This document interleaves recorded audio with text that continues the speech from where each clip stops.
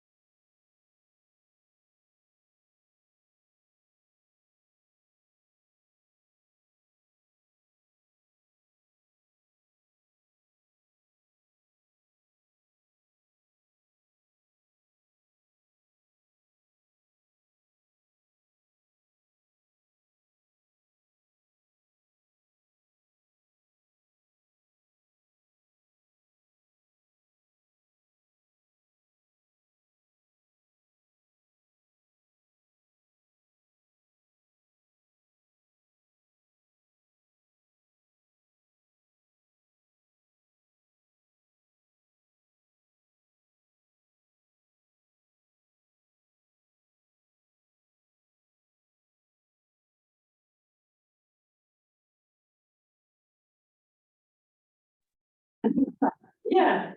So do you also do like big travel hurts? Oh, yeah. What? I've been to Jamaica twice. By around the US is only like, yeah. When Starley? How's your baby? My babies are old. Okay. I know. Hi, Carol, this is TJ. How old are they now? Okay, so you're on Grand Avenue, right? 26, and there is gonna be. Okay, so we're right next to that age. Our first day of summer daycare today. Oh, good. Maybe not.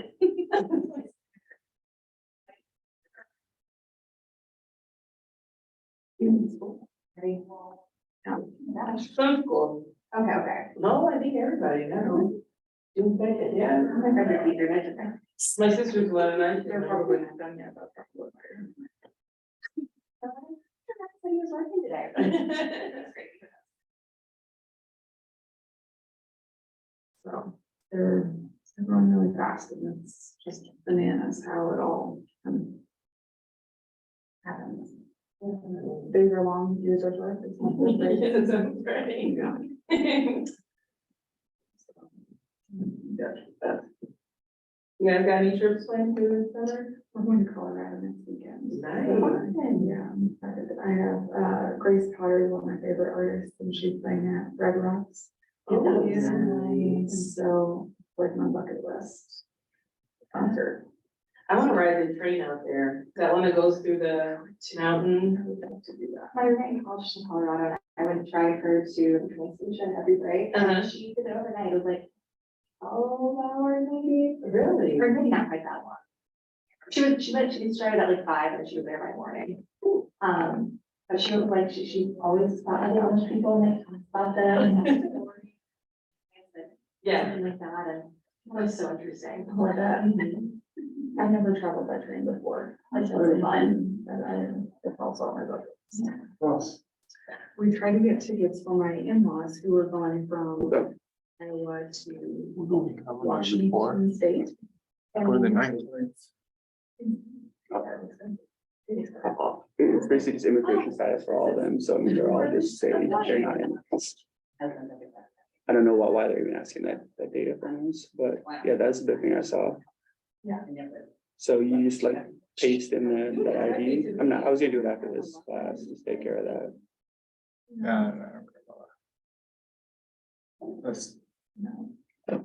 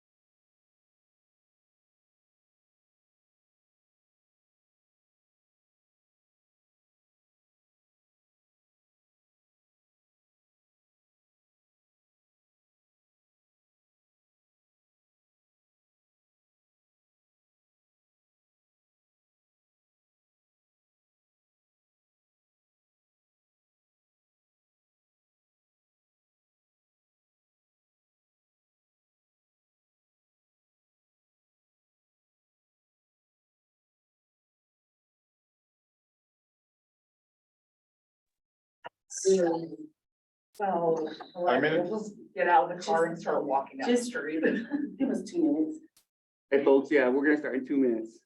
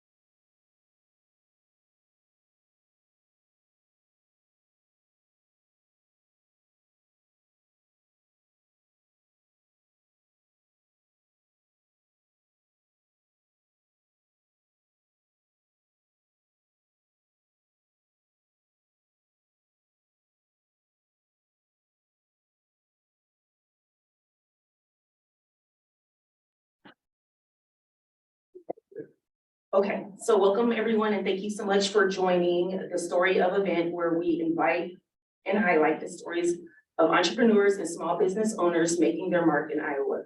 We want to remind you that as you create your own story, treat yourself to this time each month to rekindle your entrepreneurial spirit.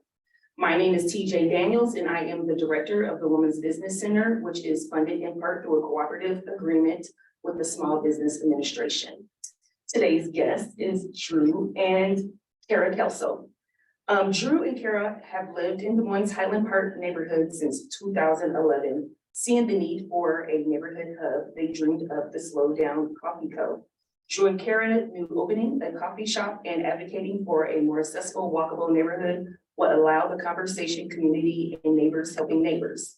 They are excited to be part of the Highland Park's renovation at the Slow Down Coffee Co. They believe in just that, slowing down. So let me start talking. We invite you to sip slowly, enjoy each cup, and live with intention. And you know, she's invited me for a cup of coffee, and I'm like, oh, not this week, it's bad. Next, oh, I don't know about that. Slow down, TJ. You know, I'm gonna find time for you next. It can be hard to do. It can be hard to do. I know, I'm sorry. Okay. So I do know your story. But would you like to tell everybody the origin story of Slow Down? Yeah. Absolutely. And Yeah. Highland Park. Yep, this is actually came from a shop, Des Moines Mercantile, which was one of another shop that opened up the same year as us in 2020. So kind of an origin story. We approached business much differently than most people. We didn't have a business plan or anything like that in the works to we didn't have a business or vision in terms of like the traditional sense where we were then like shopping around looking for a location. We were actually started out as going to our neighborhood association and being members of that and revamping that program. And so we served different roles in that. So who's the president now of that neighborhood association? I think it's a co-chair between Ashley Kennebeck and Sherry Rosner right now. But back in 2017 of January, I went to my first neighborhood association meeting. This took as a challenge to get more involved with my direct community. The meeting I went to happened to have maybe about 8 people at, and they were voting that night on either new leadership or to dissolve due to lack of interest. So I was just asking questions. 2.5 hours later, I come back as the vice president and I I was like, what's going on? Yes, he comes home, vice president. yeah, Like, so okay, the this is where it first, started. yeah, so the first step of trying to be intentional with my most direct neighborhood ended up being the vice president of the neighborhood association and working on revamping that, like just whether it's like getting a social media presence, getting online. So there's like more engagement there, but also revamping their monthly meetings. But really, Yeah. we decided to get involved in the community just because this was around, that election time, and we were thinking like, okay, everybody's talking about national politics. We were wanting to get involved at a more local level and just seeing about getting involved in the neighborhood. We weren't thinking like, oh, we're gonna revamp the neighborhood association. Correct, yeah, that Like, wasn't the angle. It was just more of like a personal challenge of like, and this is right off the 2016 election. It was like, we were unhappy with the turnout, but also we just felt like the whole process was kind of gross. And just didn't set well with us, and just always paying attention to the national news, just always kind of burning you out. So we're like, let's just see what we can do with our neighborhood. But not in a way of like fixing it, but just being involved in it.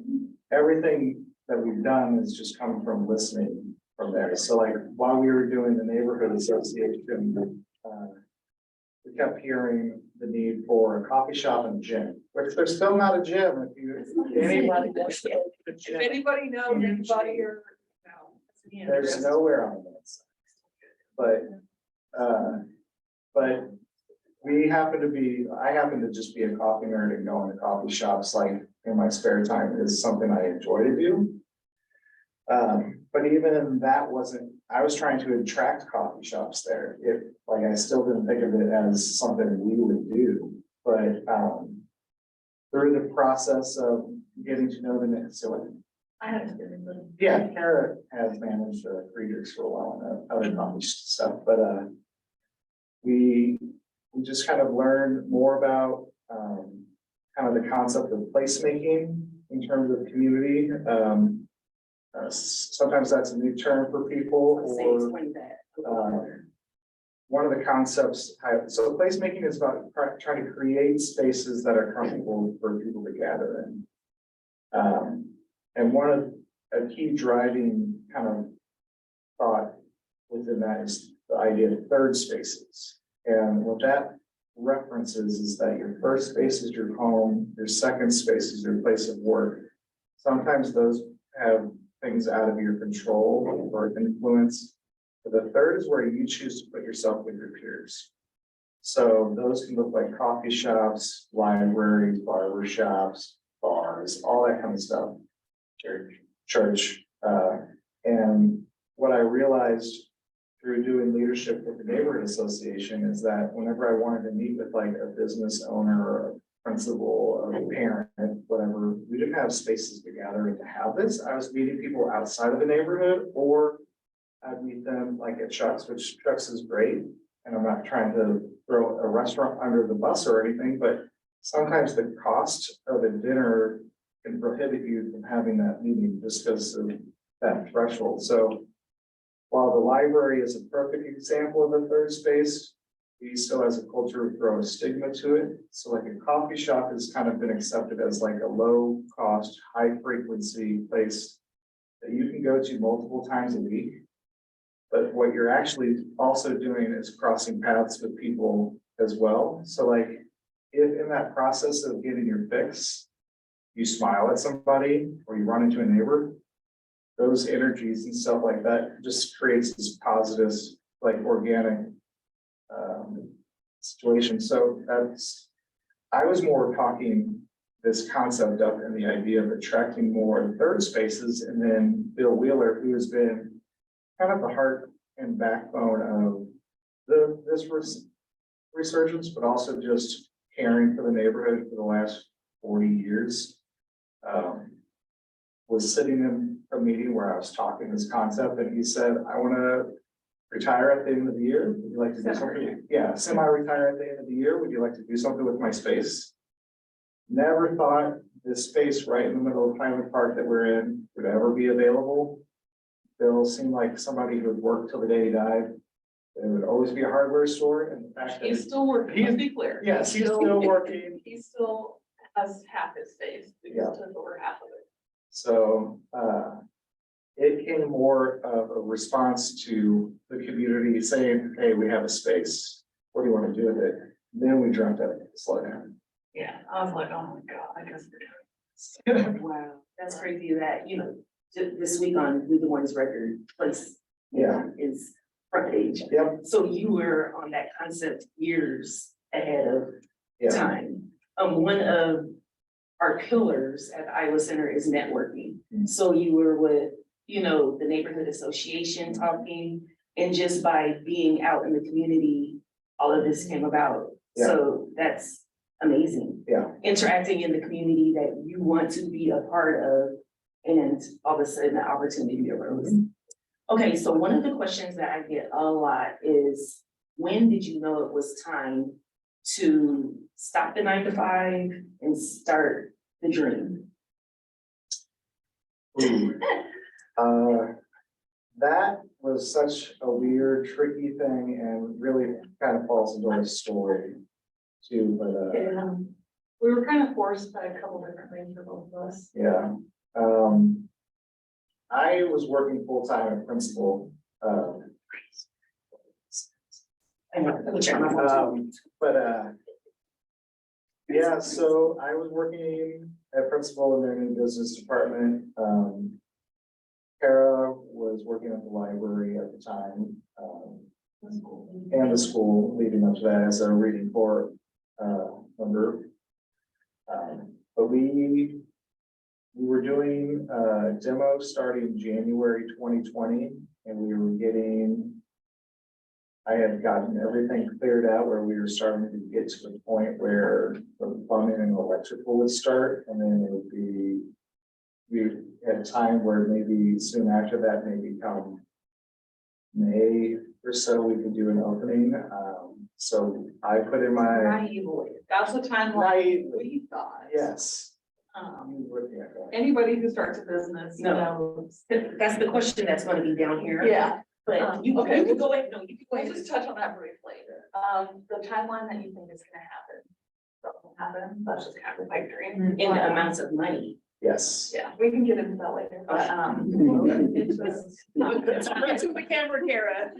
It's not what I mean, but anyway, so we had this, naive thought, so that was kind of what was guiding at first Mhm. when, we thought that we would quit our jobs. So I gave principal like a month and a half notice, and my last day ended up being March 13th, 2020. The proclamation started March 15th. So COVID immediately started. This was another influence for me to leave that job was I was also taking over a nonprofit, the Parks Area Foundation, as their executive director. That contract started in March, so that kind of influenced the timing of leaving there. However, with the pandemic hitting at the time it did, it took these two big things we were taking on: the slowdown, all about gathering our neighbors. Parks Area Foundation, that nonprofit is responsible for the Riviera stage at Riverview Park. So part of that first year was about the inaugural jumpstart of that season, bringing in, you know, thousands of people to come see shows. Well, the first day one of both of those journeys was social distancing and a global pandemic. So like, it took a lot of pivoting and refiguring out what's happening. But some of that time, these guys are just plans in place with that, and also just where we naively thought we were in the process after doing demolition. So, And you know what, no matter how you would have planned it out, it wouldn't have. Totally. Yeah, but do you think a business plan would have helped you through the process? We did make a business. I mean, You have to get by. yes, Like, once we I know realized we it were doing is, this, but- you do. But, once we started going down this path, we did come up with a business plan. We just didn't set out like, oh, we didn't sit down and say, okay, I think we're gonna do this now. Let's start putting together a business But you plan. know what, sometimes the best way to start is just to start. and I mean, I do agree with that, because like, while we were making the business plan kind of after the fact, since the way we kind of got into this, it was definitely a nice process, because it made you ask like a lot of serious questions that you needed to, but it's also such a process that you are so full of unknowns that you haven't learned anything yet, that like it isn't as helpful as you think it is. it seems like there should be like a beginning brainstorming business plan and then a 6 month, like I worked some of this business plan. Way Because it's different different, worlds. Yeah. Once you start actually getting into it and started learning just all it takes to make a business, like you don't know that when you're writing a plan. Cause you still have all the Just don't know dream that. and you don't have reality slapping in your face. Like, Right. Yeah. So as you were starting, I know the pandemic and all that, what were some of the resources? Did you have mentors? Did you have people coming? They're sitting there thinking about this, like I didn't send you these questions.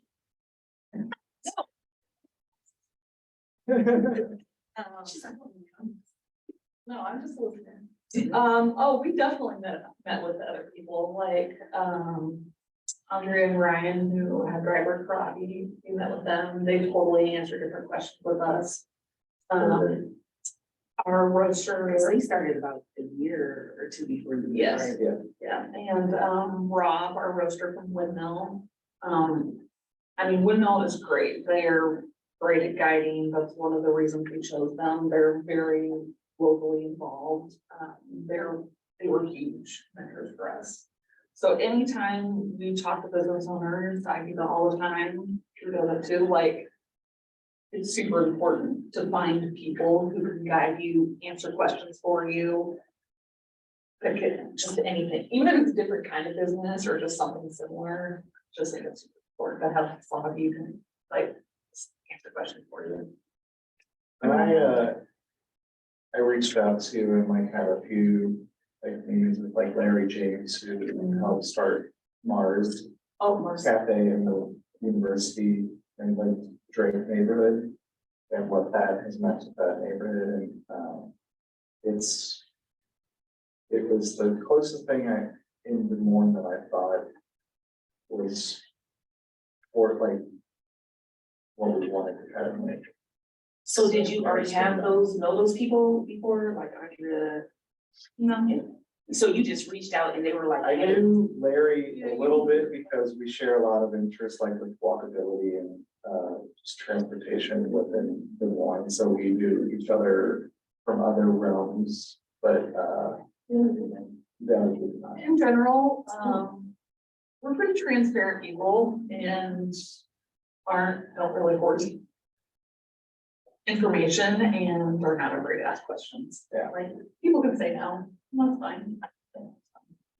that's cool. I mean, Des Moines it's not like the small business community is huge or anything, but it's good to know that other businesses similar are like, yeah, like, let's talk and let's help each other. Yeah. Yeah, but Des Moines is a great small business community and we're all in this together and COVID really proved that, like, people.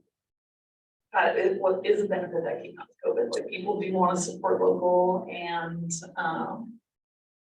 you know, like we all kind of had to come together to survive and yeah, we're just all in this together. Yeah, and that's, I mean, really a lot of the success of what's happening in Highland Park right now, like, is like because of this group after the small business owners that are all supportive of each other. Like all the new shops that come in, like we all talk all the time, like, and are always trying to be supportive of each other or to share each other's stuff, like online and just be a resource to each other. And it really is like a whole community coming together. Like to make it all. I thought it was kind of cool how the other day he was like, no, I'll text her and I'll text them and I'll text them. And I'm like, you have all these people's numbers. That is amazing.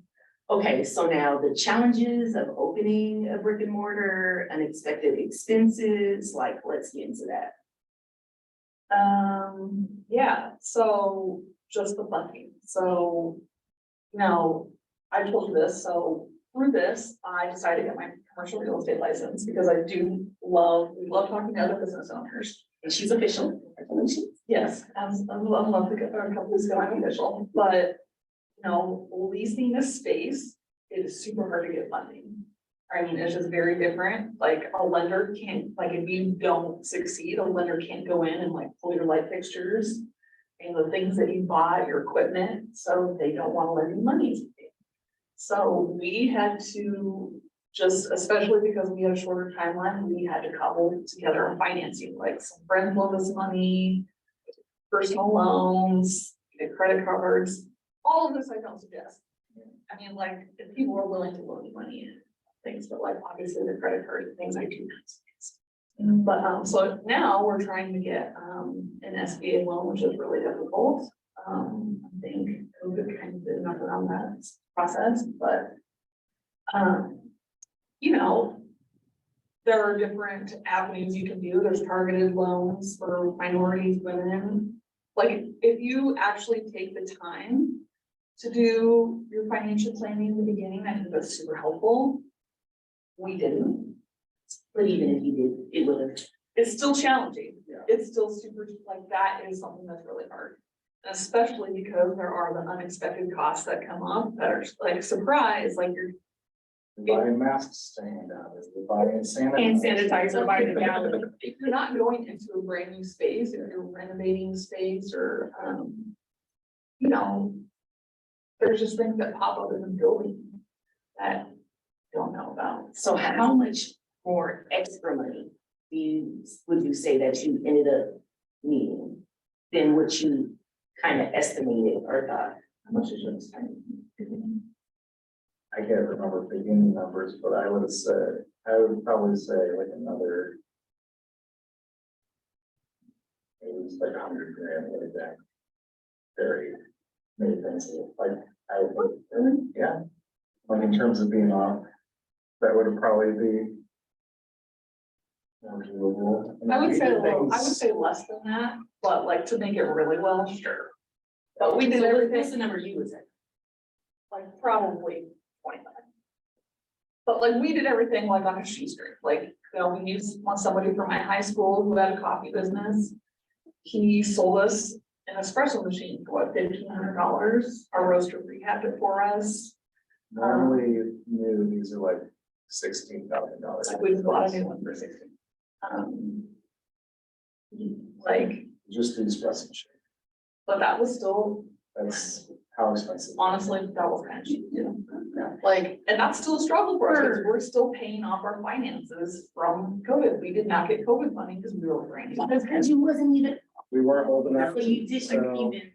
Well, that was always like a semi sore spot for me, like getting the recognition of like helping bring a renaissance to an entire community, but like we're the only one not getting any. So you were in the news, In terms I of, saw like, the articles, yeah, you, We got zero. yeah, we didn't get, you did not qualify for any of the grants, you didn't know me for specific business. And also, the other challenge naively to me too is having the 2-year work history while applying for a loan. Which I didn't know it needed to be consistent with the same business. So I had just left principal and taken on a full-time executive director role. Never had a gap of unemployment since I was 15, but it, But it went Because it from wasn't- corporate to nonprofit, So- and it went from. no one wanted to touch. But let's be clear, we also had a very generous landlord that was very willing to. Again, build Bill great- Wheeler, like I help said, with the- he's our landlord, so he's been super generous with that, but like, So there were offsets. yeah, we definitely had, the community definitely supported us, like so. Because of COVID coming and the timing it was, one of our pivots during the build out was to, on the weekends. Do pop-ups on our sidewalk where we sold bags of beans, something that they would have to take home and serve themselves. We weren't serving yet because of the nature of where we were in the country. And t-shirts and permits and t-shirts. So people got to come see our face, well, masked, and like meet with us, take some stuff home. But like, we would kind of show like, this is the progress of the space, this is what we want to do, and like, We so. posted all on social So you media did too. not let nothing stop you, you didn't let the pandemic stop you, you didn't let the build out stop you, you went and sat on the sidewalk and made money. Oh, we Yeah. kept going. You didn't let the permit stop you, because hold on, wait, so you sold t-shirts and. Oh, yeah, because the permit process was a mess at that time too, because everyone no, was it was- transitioning. So like, there was this big period of everybody moving to remote, like, we had just submitted like all of our architectural permits and everything, and that just took, You couldn't get a hold of anybody. yeah, couldn't get a hold of people, that everyone was just still figuring out this remoteness, it was really tricky. I was like, oh, I don't want to. You picked the time business, oh my gosh. So weird when we all think. Okay, so. Like, do you feel like your business model or anything has changed because you started after the pandemic? Or, you know, because a lot of people, they pivoted and now they're like, okay, always make sure we have online service, or always make sure you have some type of drive up type service, or. We actually never invested in that. We never did to go stuff like that. I mean, Because I was sitting on the sidewalk illegally. Yes. Gotta just do it and wait for somebody to tell you that. For forgiveness instead of permission. So, yeah, I Not to mean, be and like like, encouraged. Like, listen, our buddy Kim, she might have been about to like, she's not my real buddy, but, she might have been okay, about okay, like to go stuff on the sidewalk then, I don't know. Talking about. Yeah. Sorry, ours, we don't sell booze, so we probably, so. Oh, yeah, Sorry. sorry. I know, I'm just Oh, joking. dang. Bad joke. Anyways, like, another thing we did was we really took people on the social media journey with us, like talking about the base, the history of the hardware store, like showing the beginnings of it, like what we were doing through the process. Like, Because I even think y'all guys were posting about the Highland bakery, you know, not like I was stalking you or anything, but that was the point, you could have been. I mean, we wanted people to be following along with I us. was like, that is cool, like you weren't just highlighting your Yeah. business Yeah. and your journey. I would suggest people do that to their small business now, like anything that we did, I would tell people. So the Not slowdown like, name has a lot of kind of different meanings or angles to look at it. But one of the premises is what would happen if we all slow down and got to know each other. So we like to take that into account, so like even our like philosophy of how we do business. So like, it's not just about us talking about us and whatever latte we have or something like that. The coffee is more of a catalyst to it all. But it's like, what if you got to know this business or that business or this neighbor or this artist or this musician, like within this space. So it's all about slowing down and like being aware of where you are.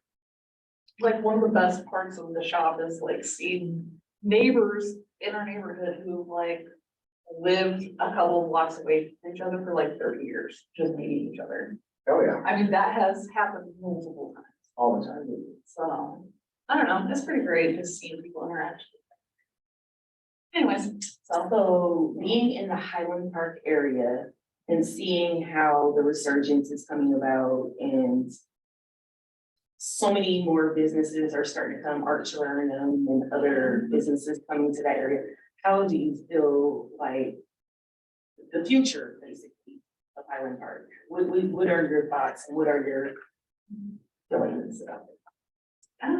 it just feels really special right now. Those people being really excited. I don't know, just, I mean, this winter, when people were posting online about, oh, we need to shop in East Village or Valley Junction, Highland Park. It's like, oh my God, you know, Like you made it to the conversation. yeah, you know, like people are wanting to like come spend time here. Like when our realtor took us to Highland Park way back when, I was like, I had never heard of this place. We're not from Des Moines. We were like, oh my God, this place has so much potential. Back in the day, what was it, only Aqua Land or the Pet Land and then Chuck's? That's what, and the bakery, but you know, it was so little then, Right. and, but I don't know, it's just fun seeing like people restore the buildings and to be really intentional with the spaces. You know, we want to honor like the businesses that were already there, you know, there's African stores. We don't want them to be pushed out. And then, you know, the new businesses that are happening and people just really excited about the spaces and, you know, the fun events happening in the Riverview stage, you know, that's, you know, it has all abilities park there, which is amazing. We have the Northside Market in the summer. There's a lot of great. Yeah, so weekend of 80-35, that's Sunday, when the shows are all over, it's so July 9th. We are having the north side, well, the one mercantile. Yeah, there's the order, yeah, you can go. Well, so Mallory, I don't know if anybody's been to like, Mallory did the mercantile market last year. So she closed down her parking lot and had a bunch of her makers and other people, in the Des Moines area. So, you know, local vendors, makers, you know, Pints by Ben, Easy Vintage, a lot of other people. And then, you know, we had some people in our parking lot, Janie from Collective had people in her parking lot. So this year, Mallory decided to do it once a year. So I'm helping her organize it. Rebecca on her staff is, and we're shutting down the street from Euclid to Douglas. We're gonna have 75 vendors in the street. So, you know, so, 6th Ave, you would Douglas. Okay, sit down, okay. Oh, sorry. Okay, so yeah. I'm not walking that far. I'm gonna come support y'all, but I'm not No, walking. okay, so like you Okay. would work like the arches down to like Lynn's. Okay, We'll have vendors and then, our parking lot.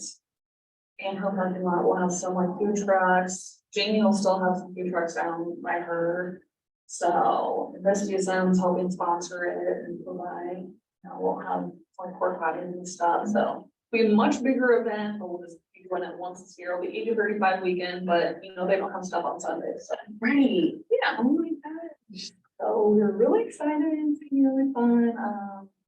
We will be doing some music and being nice big events. Oh my gosh, that's exciting. Something that I also find super exciting about the area is that as of right now, like it's all local businesses at that intersection, but also like it's almost majority women or BIPOC owned businesses too. So like if you think about it, like, so like the slowdown is like 40 or 1% care of, but the Mercantile's female owned, the bakery's female owned, Chuck's is female owned, the collective is female owned, Sundry Tattoo or Rena Art Co is female owned. Well, and she is, I think, one of 2 Indian art tattoo studios in the whole country. Well, with the art of paint, she was the first. Yes. Okay, yes, Um, okay, yeah, part of her. Our terrarium's female owned, we're about to have another shop coming in that little block that's gonna be female owned. Divine Times Vintage is females owned, Unforgettable Vintage across the street, female owned. I said Mercantile, yeah, one, yeah, but almost all of it.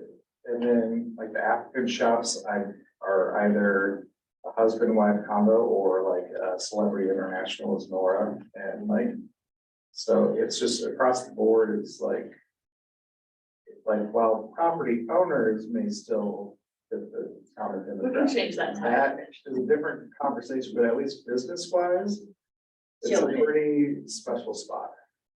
Wow. All in our little town. Yeah. Okay, so now you did talk about social media.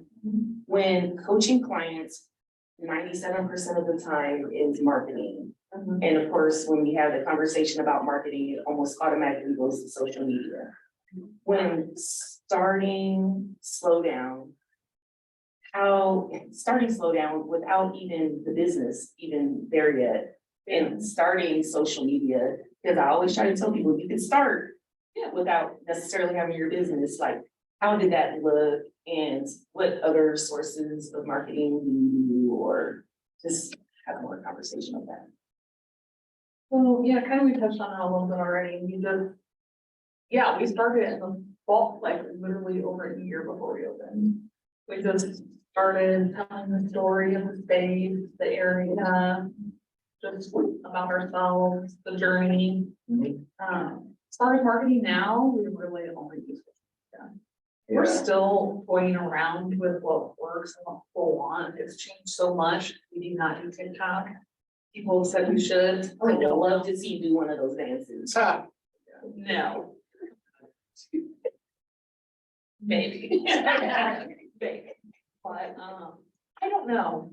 We tried hiring somebody for a while, but it kind of feels less genuine. I don't know. Social media is so much work. And then like, I don't know how people respond anymore. It feels like it's changing all the time. What platforms are you on? We primarily use Instagram and Facebook. TikTok just doesn't feel right. We're not really shooting for like a global audience or anything like that. We just want to be like with Instagram and Facebook, you can really kind of stick to like having more organic and authentic, like local followers. I feel like it's harder with TikTok to keep like a local pocket for it. Also, I just think we're not savvy. Yeah, we're also like late 30s, so we're at the point where technology is less interesting now. And so But it's also, social media is very, very tricky because everyone wants realism and authenticity. And as soon as you can feel like it's the least bit polished, Yeah. off your radar. So it's part of this doom scrolling. Like if you see like something looks just a little too nice, it's an ad in your head. I don't want anything to do with it. So it has to feel very personal. So like sometimes like taking shots of like a latte art or something, that could be beautiful imagery, but like because there's not a person's face in there, it doesn't resonate as much.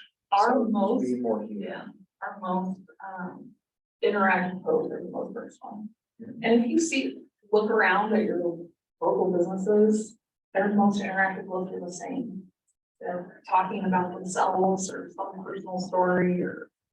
It's like So- sometimes you have to put a graphic up because you want, like, you need this, all the text to go out to like inform people, but like your engagement on those are like almost nothing. But People if you still, put something like this is one of our customers. Walk through it. I mean, and sometimes, sure, we do tell people about our new menu. Like the 26 likes on it, they still see it, come in and talk about it, so I have to tell myself, okay. So they're not liking it, doesn't mean they're not seeing it, they're still coming in and talking to me about it. But some of the stuff that we've been trying to do lately that I thought would be helpful, like hiring somebody, which they did a great job. It just, I think, didn't get the desired effect. But you know what? My biggest lesson since owning a business, everyone experience. That is my biggest lesson.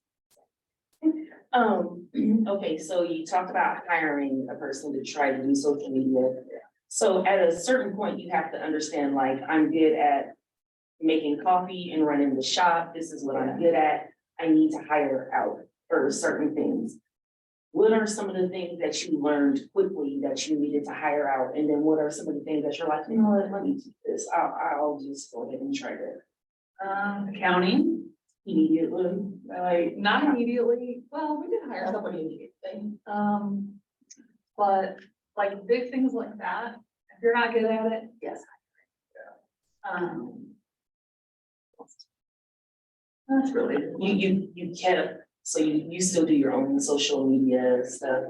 Yeah, we're we're just transitioning back. transitioning back to doing it now. So we have just gone through having somebody do it, which, and this is not an evaluation of their, what they brought and gave to us, but it just wasn't a fit because again, like, as soon as it was a little bit more polished, it's harder to swallow for some reason. So I think just going back to like how we just kind of did more of our own post. I feel like people just desire at that level. Well, and then like, what is it, Grateful Chef, like she posts a lot about her life, the couch she bought, the food that, and I don't know why, but I follow her. Yeah. I followed Brandy many years, same reason, Yeah. like you just feel more. People want to connect you on a personal Connected, level. that's it. Yeah. So I agree. But anytime I feel like somebody's really better than you at something, and it's something important like accounting, you should hire somebody else for it. It's worth it. Because especially there's taxes you have to pay. The first year we had hired a bookkeeper, I thought he was helping us with certain taxes. He wasn't. We missed some deadlines. You attended that financially savvy. And then was you in the class where I was like, oh my God, my taxes are messed up? Yeah. Yeah, okay.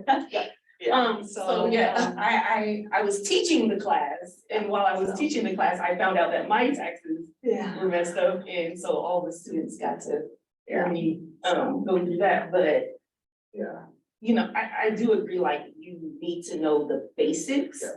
And have to have that foundation, so you can double check totally. yeah, because I would say probably the majority of our like frustration as business owners has come.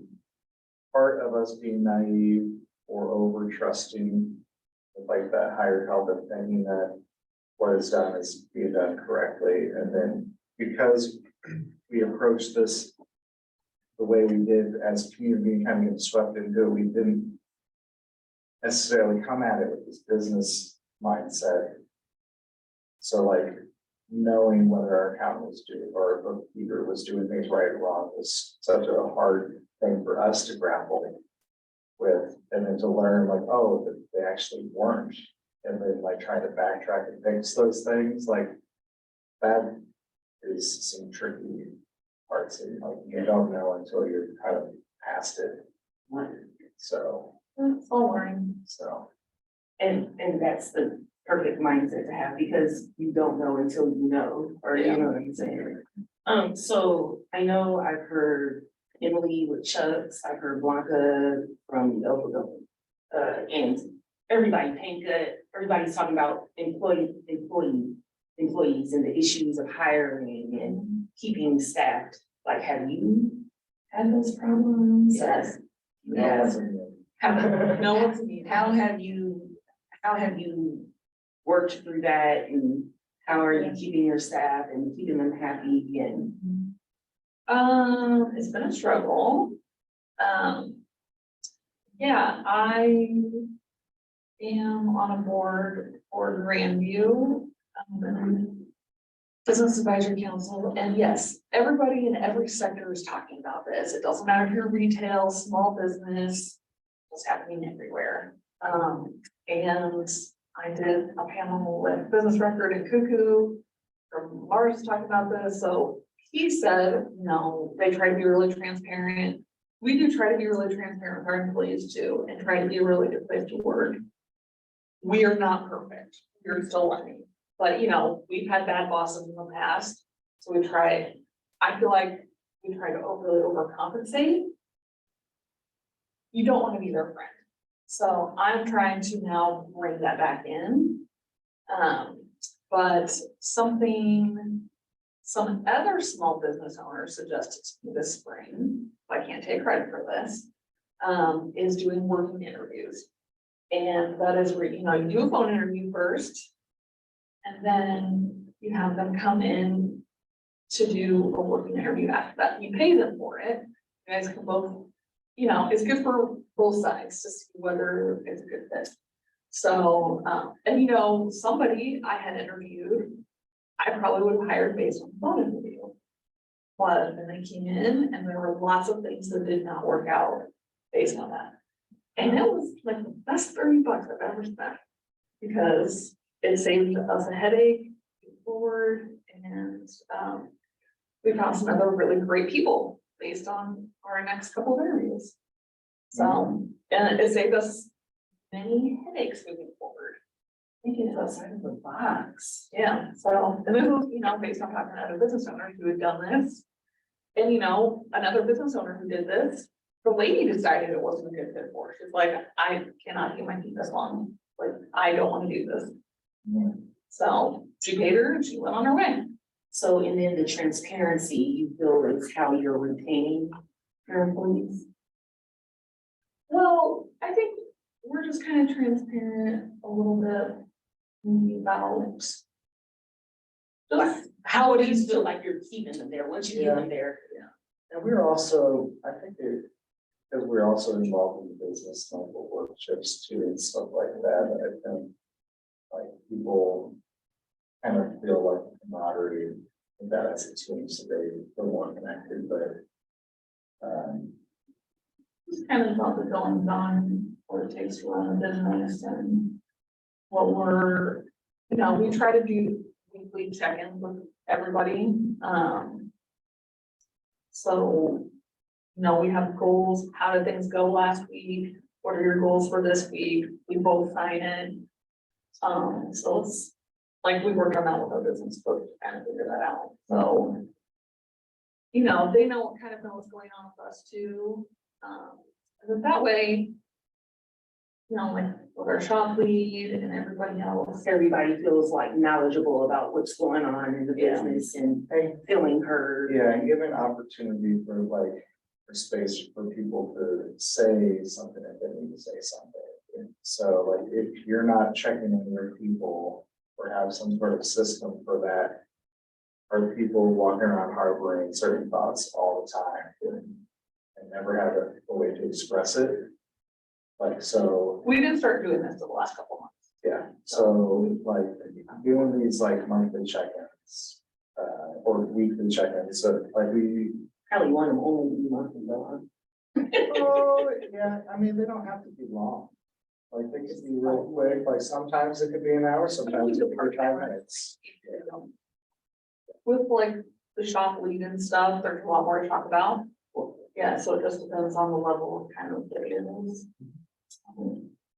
Okay, so what are some of the things that you wish you would have known before starting this journey? Like for other small business owners out there about to start a business, like, man, pay attention to this or do this or don't do this. What are some of those little hints or tips that you could think of, or what are some of the things that you wish you would have known?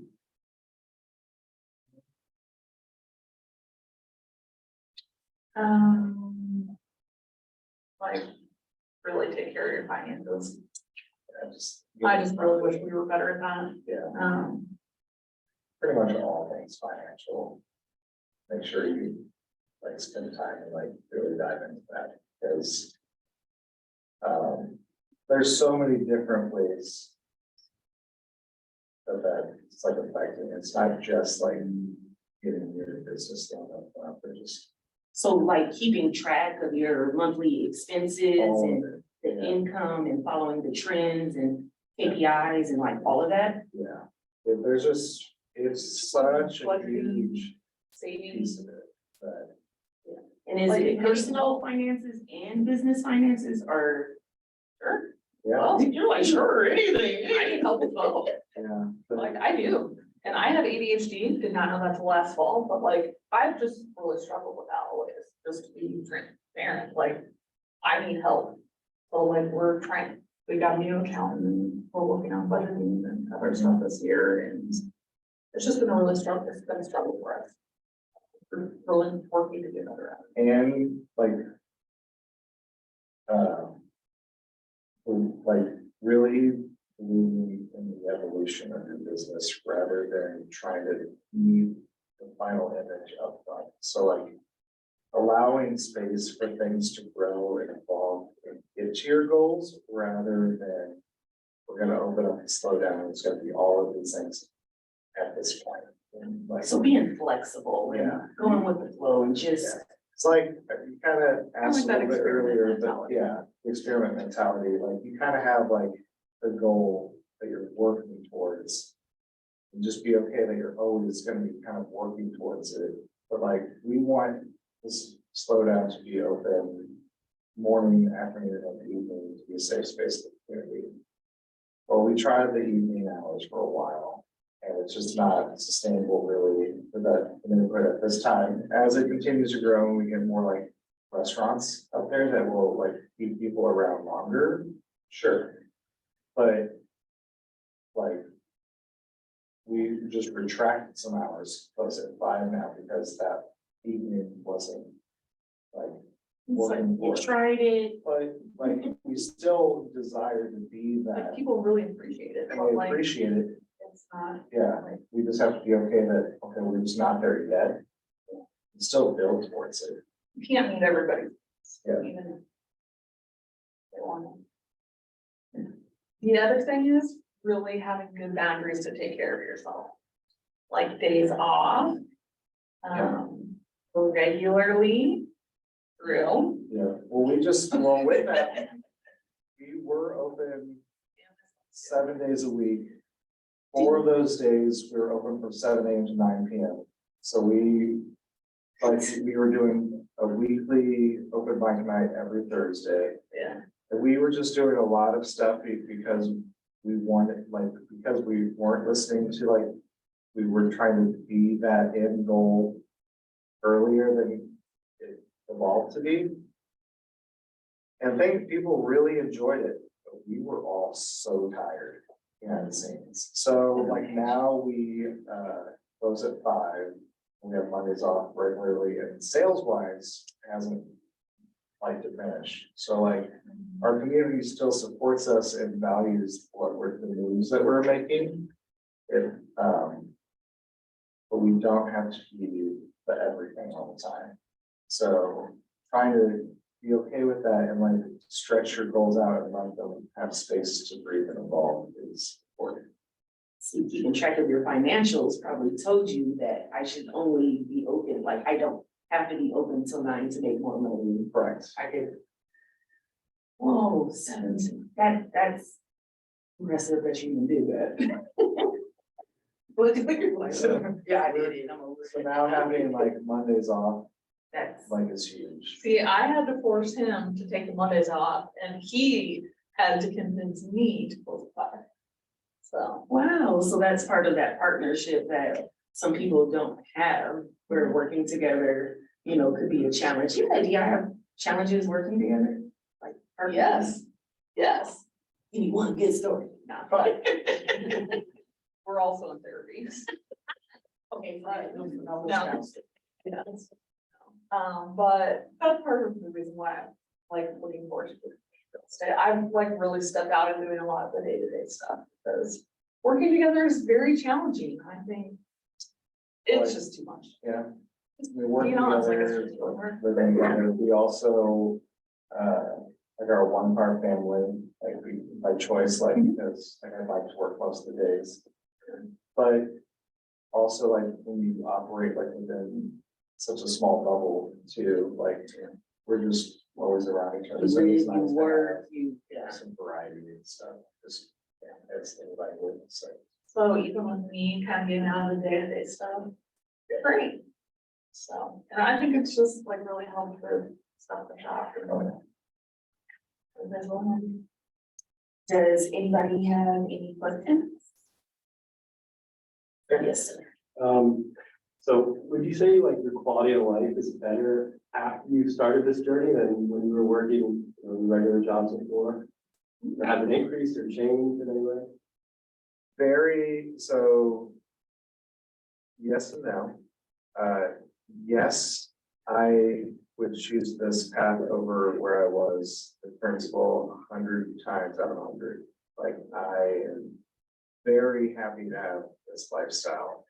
It doubled through a tremendous amount of trauma and issues that we had like during it. So like we have some other like just personal battles that kind of happened just with like families and stuff around us and that. So like I am in kind of a different spot with that, but in terms of it being career based, like I would not choose a different path.